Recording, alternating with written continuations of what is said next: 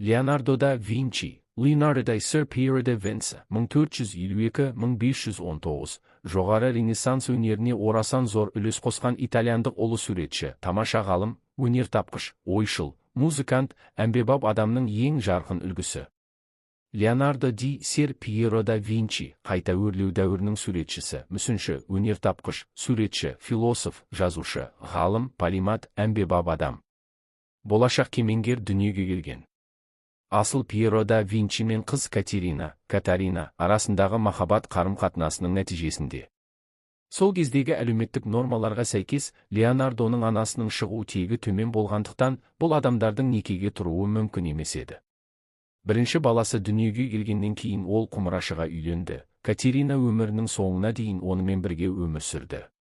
Оның күйеуінен 4 қыз, 1 ұл дүниеге әкелгені белгілі. Тұңғыш Пьеро да Винчи анасымен 3 жыл бірге тұрды.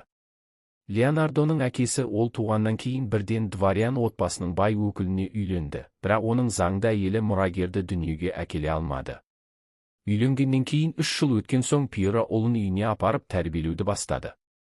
Леонардоның өгей шешесі 10 жылдан кейін мұрагерді дүниеге әкелмек болып қайтыс болды. Пьеро қайтадан үйленді, бірақ қайтадан жесір қалды. Жалпы алғанда Леонардтың 4 өгей шешесі, сондай-ақ әкесі жағында 12 туған ағасы болды. Да Винчидің шығармашылығы мен өнертабыстары. Леонардоның әкесі оны тоскан шебері Андреа Верроккиоға оқуға жіберді. Пьероның ұлы тәлімгермен бірге оқыған кезінде тек кескіндеме мен мүсін өнерін меңгеріп қана қойған жоқ. Жас Леонардо гуманитарлық және техникалық ғылымдарды, тері өңдеу өнерін, металл және химиялық реагенттермен жұмыс істеу негіздерін оқыды. Бұл білімнің барлығы да Винчиге өмірде пайдалы болды. Леонардо 20 жасында шеберлік біліктілігін алды, содан кейін ол Верроккионың жетекшілігімен жұмысын жалғастырды. Жас суретші мұғалімнің картиналары бойынша кішігірім жұмыстармен айналысты, мысалы, фондық пейзаждарды және кіші кейіпкерлерге арналған киімдерді салу. Леонардо өз шеберханасын 1476 жылы ғана ашты. 1482 жылыда Винчиді өзінің меценаты Лоренцо де Медичи Миланға жіберді. Осы кезеңде суретші ешқашан аяқталмаған 2 картинамен жұмыс істеді.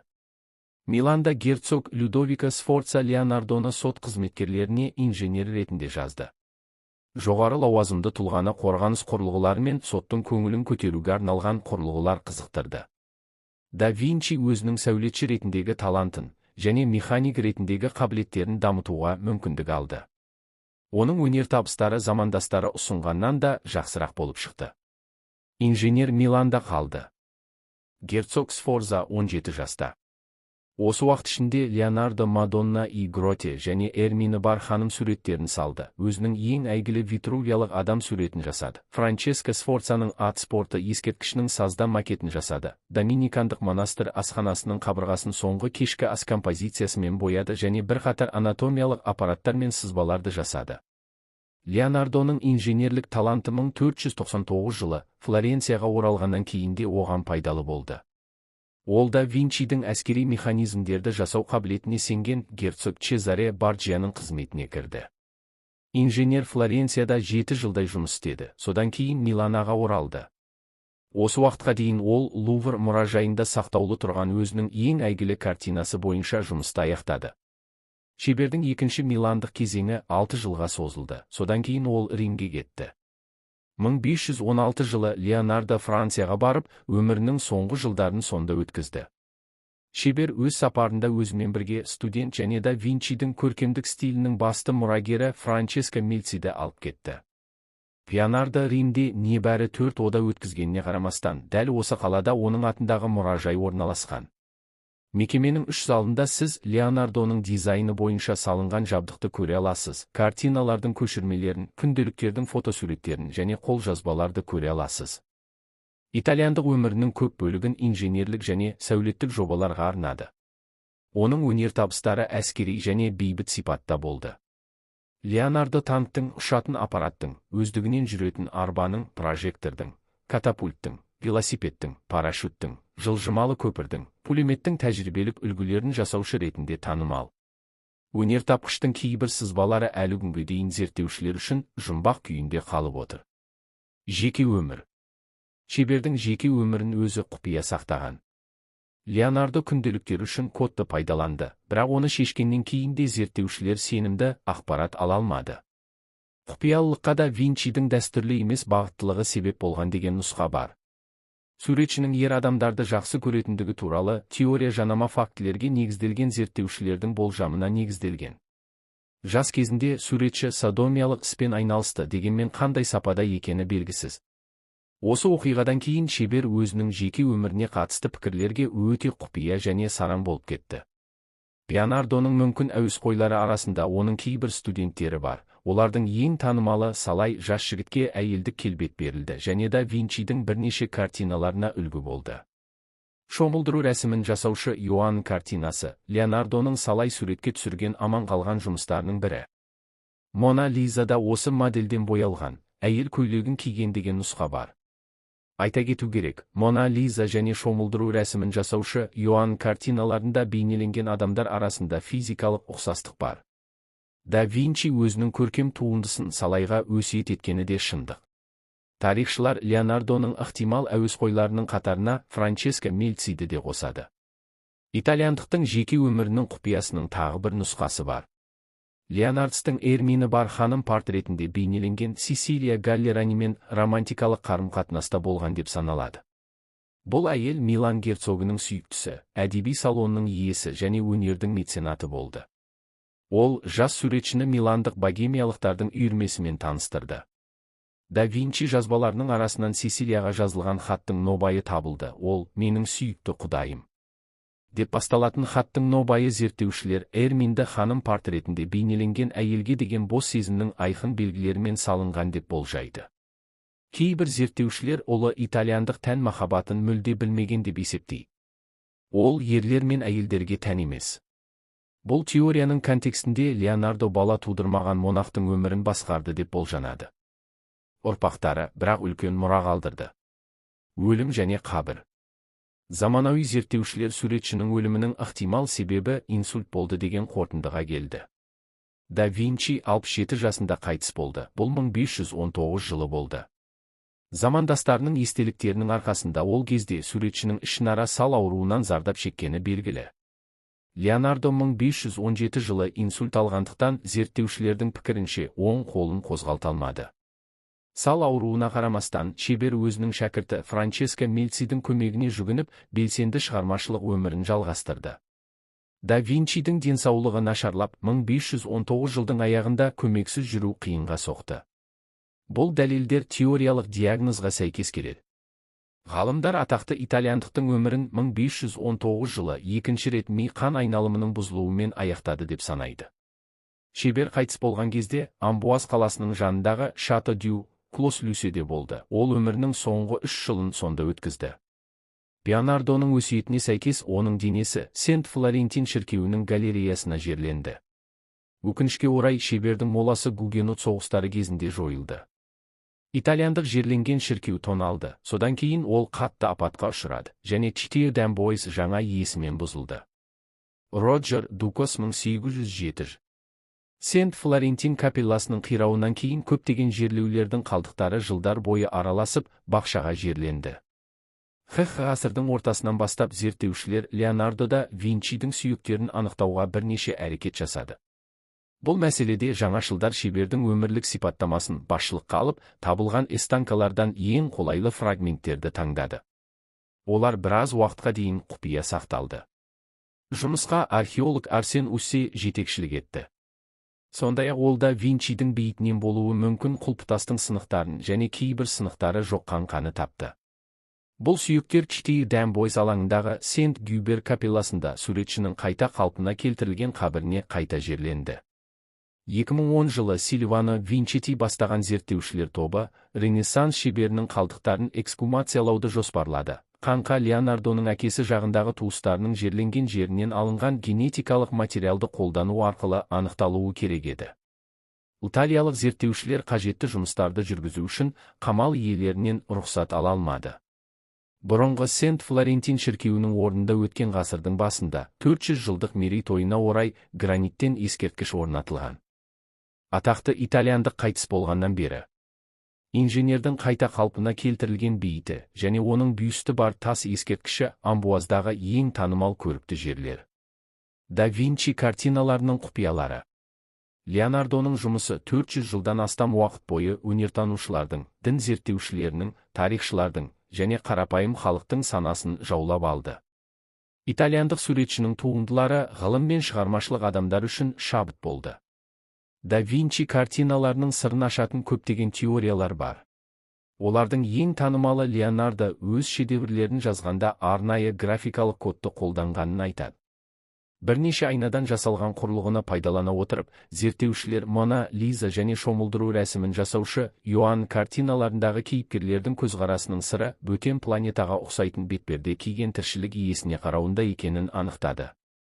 Леонардоның жазбаларындағы құпия кодты да кәдімгі айна арқылы ашты. Итальяндық данышпанның шығармашылығына қатысты жалған сөздер авторы жазушы Дэн Браун болған бірқатар өнер туындыларының пайда болуына әкелді.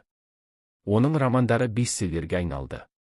2006 жылы Браунның аттас кітабына негізделген Да Винчи коды фильмі шықты. Бұл фильм діни ұйымдар тарапынан қатаң сынға ұшырағанымен кассалық рекордтар орнатты. Жалдаудың бірінші айындағы жинақтар. Жоғалған және аяқталмаған жұмыстар. Шебердің барлық шығармалары бүгінгі күнге дейін сақталмаған. Жоғалған туындыларға мыналар жатады. Медузаның басы бейнеленген суреті бар қалқан, Милан герцогіне арналған жылқы мүсіні, Шпинделді Мадоннаның портреті, Леда мен Аққудың картинасы және Ангьяри шайқасының фрескасы. Қазіргі зерттеушілер шебердің кейбір картиналары туралы да Винчи замандастарының сақталған көшірмелері мен естеліктерінің арқасында біледі. Мәселен, Леда мен Аққу төл туындысының тағдыры әлі белгісіз. Тарихшылардың пайымдауынша сурет Кеп Людовиктің әйелі Маркиз де Ментенонның бұйрығымен X ғасырдың ортасында жойылған болуы мүмкін. Леонардоның қолымен жасалған эскиздер және әртүрлі суретшілер жасаған картинаның бірнеше көшірмелері бүгінгі күнге дейін сақталған.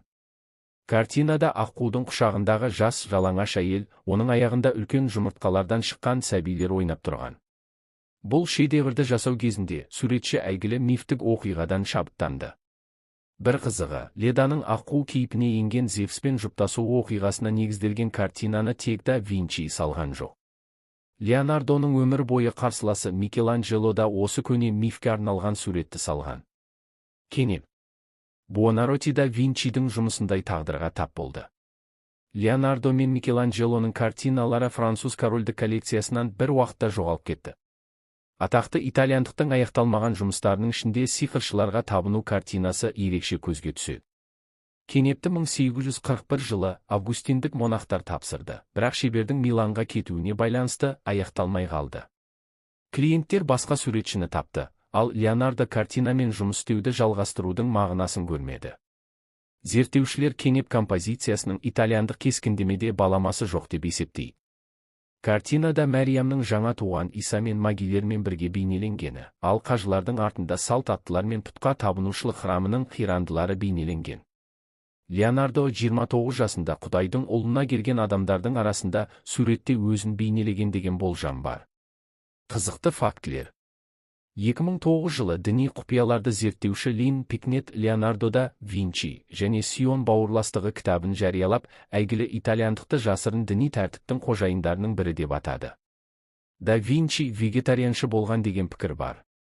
Ол былғарыдан және табиғи жібектен жасалған киімдерді елемей, зығыр киім киді.